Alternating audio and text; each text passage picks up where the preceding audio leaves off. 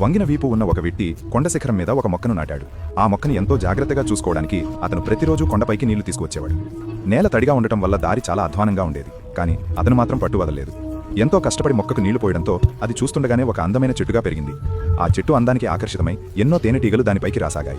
కానీ ఆ వ్యక్తికి ఆ చెట్టు అంటే ఎంతో ప్రాణం.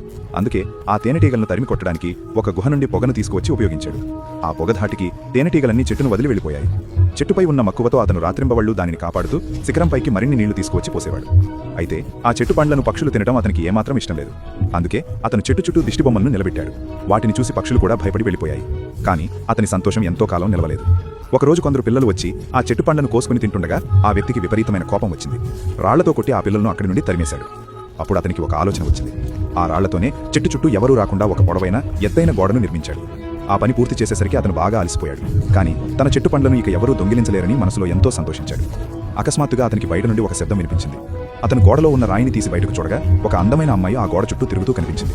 అతను ఒక్కొక్క రాయిని తొలగించి తన చేతిలో ఉన్న ఒక పనిముట్టును ఆమెకిచ్చాడు. కానీ తన చూడటానికి అందంగా లేనని భావించి ఆమె ముందుకు వెళ్లడానికి భయపడ్డాడు. కొన్ని రోజులు గడిచాక ఆమెను మళ్లీ చూడాలని ఆశపడ్డాడు. కానీ ఆమె కనిపించలేదు. మరికొన్ని రోజుల తర్వాత మళ్లీ బయట నుండి శబ్దాలు వినిపించాయి. ఈసారి బయట ఆ అమ్మాయి లేదు. కొందరు యాచకులు ఉన్నారు.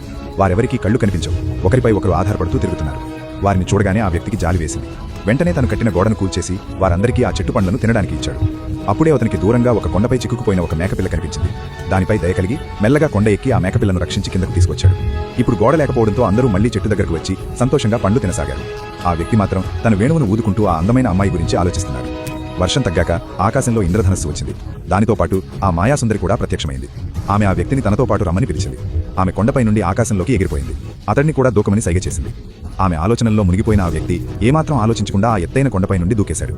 అప్పుడు వింతగా అతని వీపు నుండి రెక్కలు మొలిచాయి. అతను ఒక పక్షిలా ఆకాశంలోకి ఎగిరాడు. అప్పటి నుండి వారిద్దరూ కలిసి లోకమంతా తిరుగుతూ సంతోషంగా గడిపారు.